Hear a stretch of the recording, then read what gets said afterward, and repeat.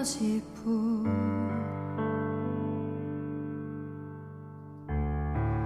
날 향해 부르시는 노래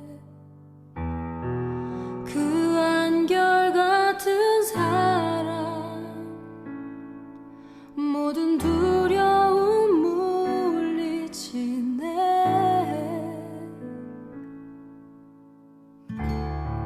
사랑 없는 거리에 나 험한 산길에 맬 때도 자기를 내어 주신 사랑 죽음도 떠나게 하네 주님 한 분만으로 난 만족하네 이 세상 어느 것과도 비교할 수 없으니 주님 사랑만으로 난 자유 안에 오직 주만이 나의 상급 되소서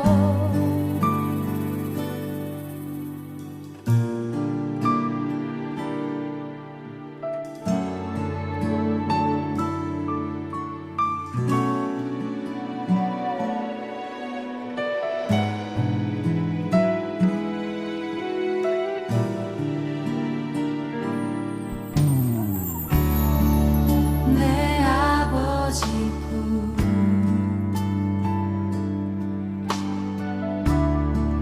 날 향해 부르시는 노래 그 한결같은 사랑 모든 두려움 물리치네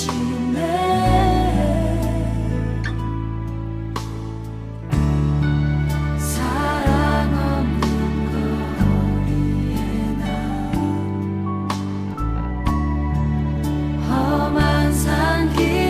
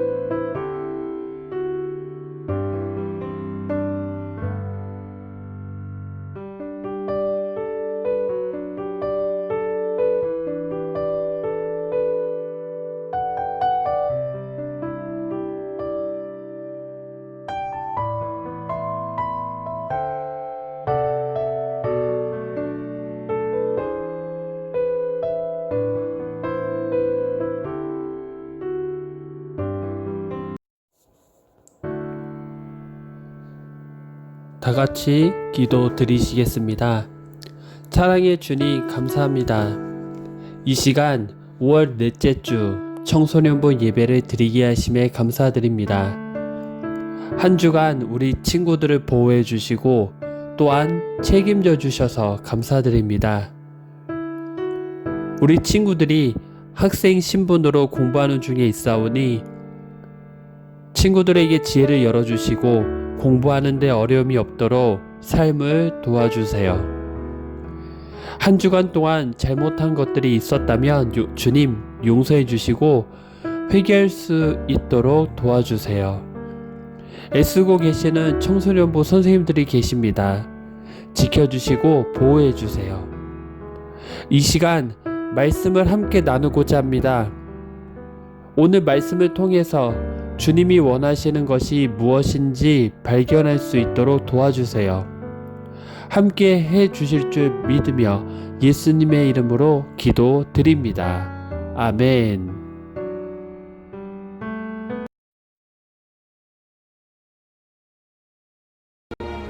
그러므로 이제부터 너희는 외인도 아니요 나그네도 아니요 오직 성도들과 동일한 시민이요 하나님의 권속이라.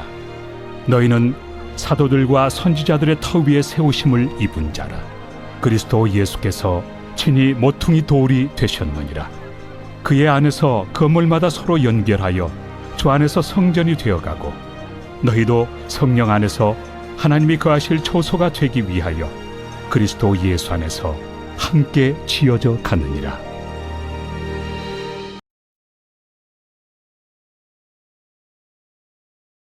시간 모퉁이 돌이 되신 예수님이라는 제목으로 오늘의 말씀 함께 나누도록 하겠습니다. 여러분, 이 다리를 본 적 있나요? 미국 샌프란시스코의 랜드마크로 샌프란시스코 베이와 마린 카운티 사이를 연결하는 세계 최초의 현수교인 금문교라는 다리입니다. 이 다리를 만든 사람인 레드 우드는 2000년 된 나무에서 아이디어를 얻었다고 하는데요. 그가 나무를 관찰하다가 세 가지의 특징을 찾았다고 합니다. 첫 번째는 다른 나무보다 뿌리가 더 깊이 뻗어 있었다는 것을 찾았고요. 두 번째는 다른 나무보다 잔뿌리가 많고 잔뿌리가 습기 있는 장소로 찾아들어가 수분을 나무에 공급하고 있었다는 것을 찾았습니다.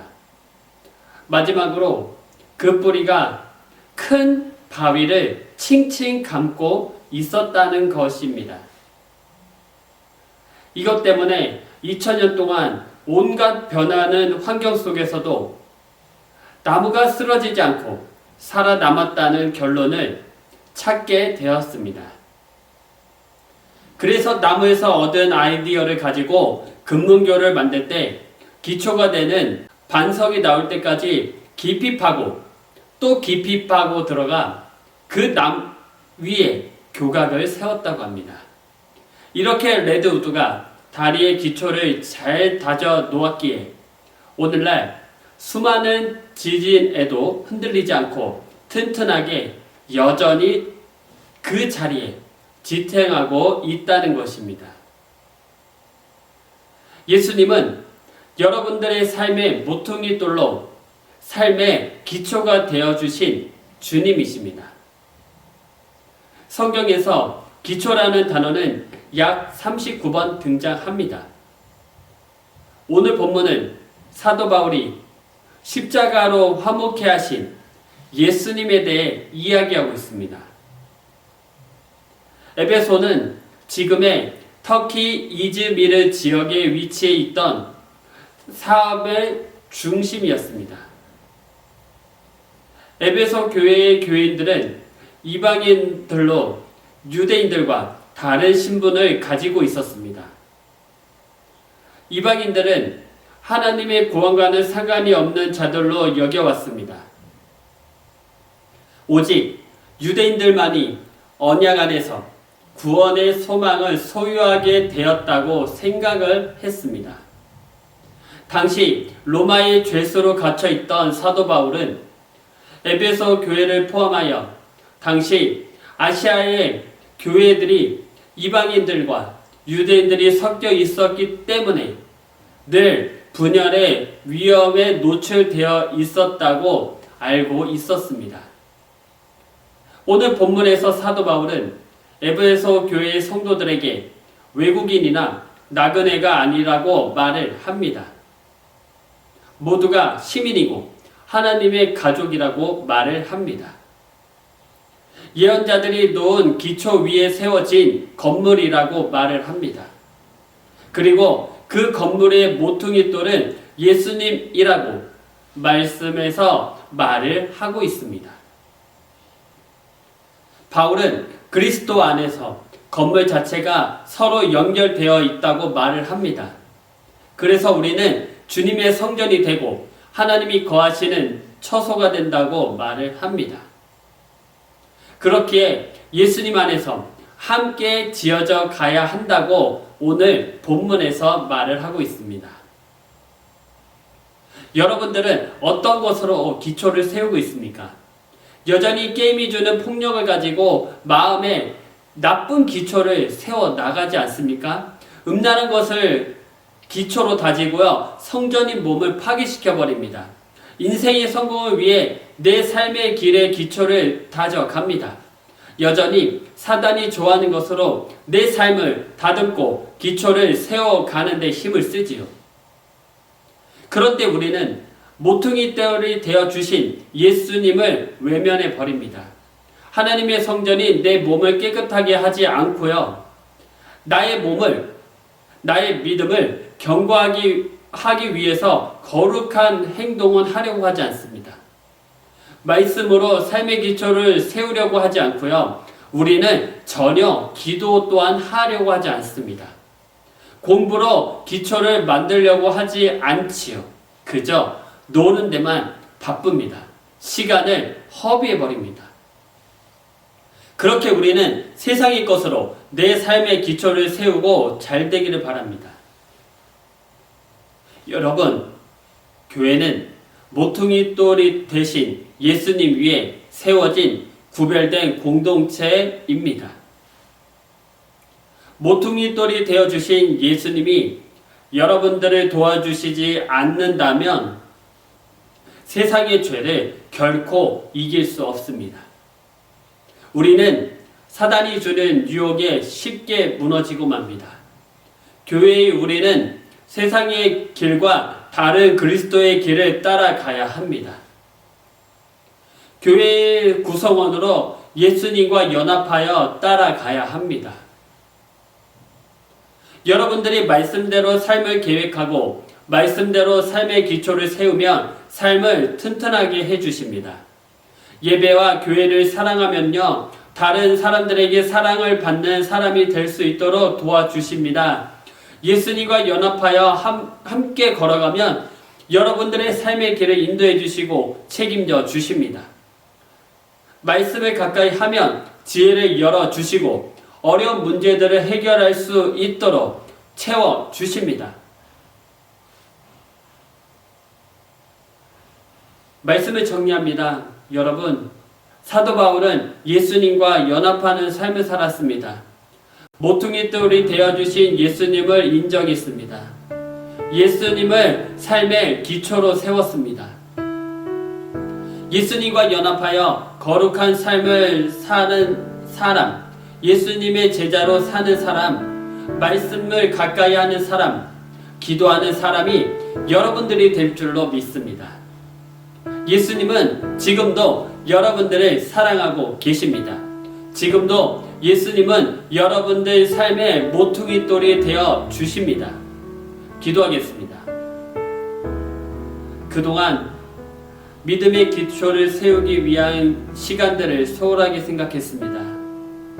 또한 삶의 기초를 세우는데도 시간을 소홀하게 사용을 했습니다. 기초가 무너지든 말든 상관하지 않고 그렇게 삶을 살아왔습니다. 예수님, 이 시간 회개합니다. 고백합니다. 주님, 용서해 주시옵소서. 다시금 믿음의 기초를 세워갈 수 있도록 도와주시고 일으켜 세워 주시옵소서. 세상의 것으로 삶의 기초를 다지는 것이 아니라 예수님과 연합하여 말씀대로 삶의 기초를 세워갈 수 있도록 인도해 주세요. 반드시 도와주실 줄 믿습니다. 감사합니다. 예수님의 이름으로 기도 드립니다. 아멘.